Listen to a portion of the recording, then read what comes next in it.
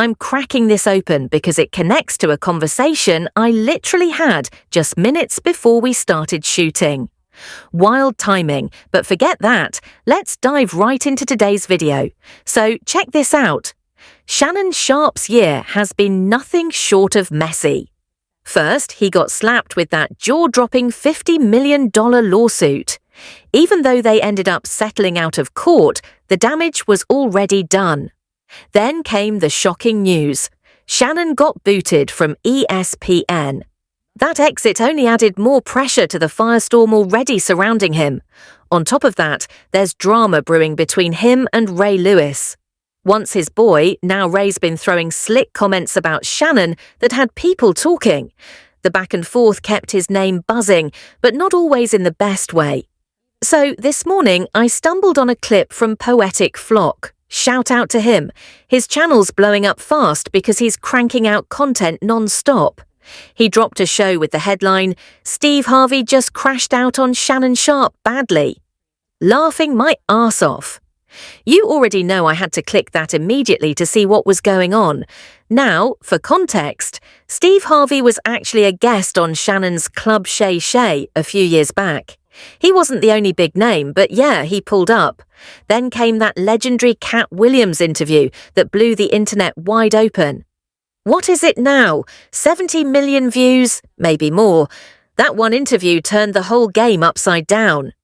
The problem is, these people go get these podcasts who have no FCC rules to abide by. Mm-hmm. But you have to remember, even though you're on a podcast, you still got a brand. Yeah. And so you can't say what you want to say and expect to be relevant and not get canceled. Cat didn't hold back either. He was calling out everybody, and one of his biggest targets was Steve Harvey.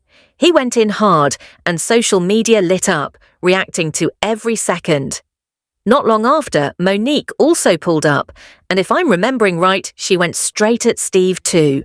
Back then, Steve himself made some responses, though I can't recall the exact words. But you could tell the tension was real. So Poetic Flock was playing this new interview Steve Harvey did on the Pivot podcast with Ryan Clark and the crew, and the energy was heavy.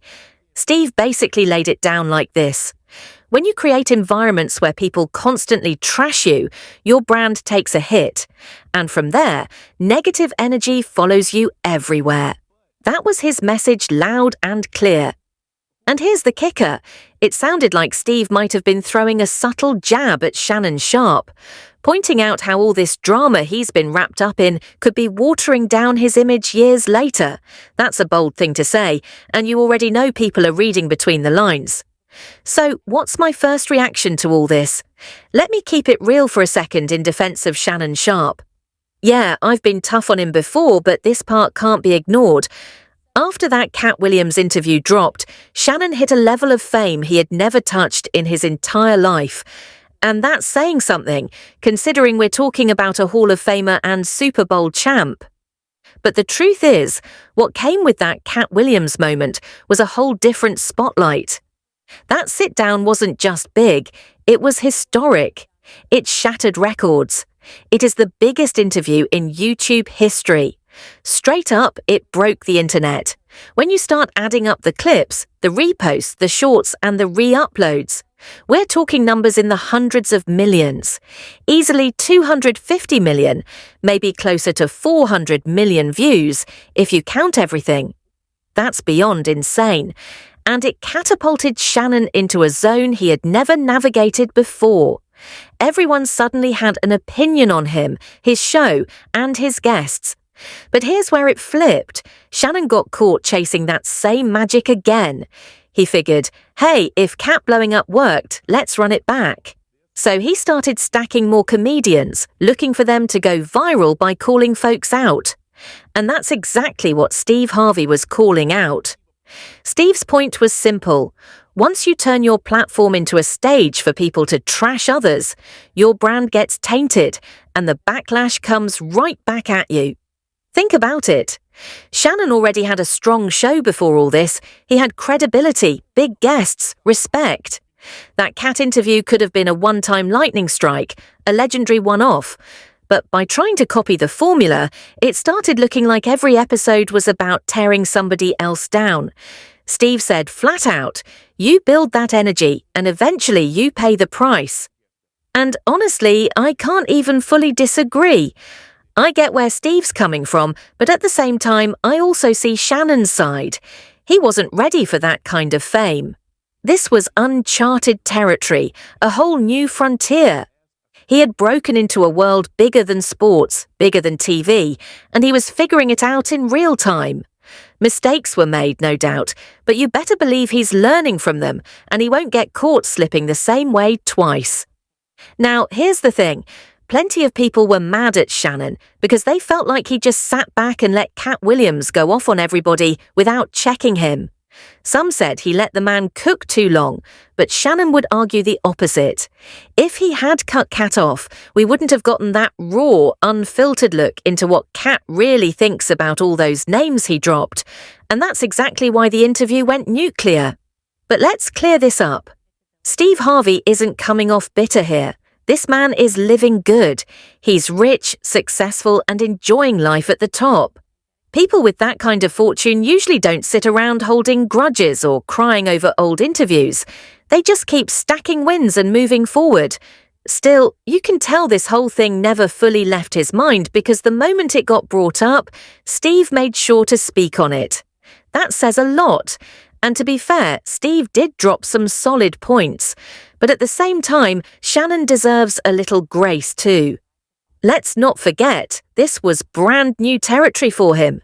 He wasn't used to managing that level of internet fame. Millions of eyes on him every second. Critics popping up left and right.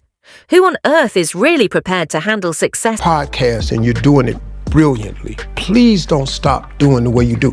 See, the problem with people is they get something that work and then they want to find something that work better. You ain't got to fix it if it ain't broke. See, I'm on radio for real. I have a real radio show. I have the #1 adult contemporary show, 25 to 54 in America. The Steve Harvey Morning Show. I'm in 112 markets. I got 9 million listeners. I'm controlled by FCC rules. The problem is, these people go get these podcasts who have no FCC rules to abide by. But you have to remember, even though you're on a podcast, you still got a brand. Yeah. And so you can't say what you want to say and expect to be relevant and not get canceled. You can't have a podcast and the way that you think you can make money is on clicks and views at the expense of others and not expect to have to pay the expense. You can't have a podcast and light me up and don't expect to get lit up. You can't have a podcast, let somebody come on your show and talk about your friends. I agree. Okay, you got a podcast. Y'all got a guest on here. And he starts slamming Fred. He knows something about Fred happened in the past, will lie or not, and just starts slamming Fred. Y'all got to shut that down. Yeah. Because this your brother. You got to protect him. And you got to protect the brand. They don't do that no more. So you come on my show, you spread all these lies about some people that I call my so-called friends, and I just let you sit there and check it. And because your podcast had so many views on that right there, your next guest is the same type of guest. Because now you want your money to be made off clicks and views at somebody's expense. Well, now guess what? You got to pay for that. Because once you put it out in the universe that I want clicks and views, the universe does not differentiate. It just give you clicks and views. So now, here they come the rest of them. And now you got clicks and views. My question to that, though, is there was the podcast, and there was a comedian who talked about you. And you waited a while before ever responding to Cat Williams. But when you responded, it felt like there was a lot more vitriol to your response than it was all of the initial accusations. Why do you think the response to what you said was so different from what he said on Shannon's show? When you say vitriol, what you mean?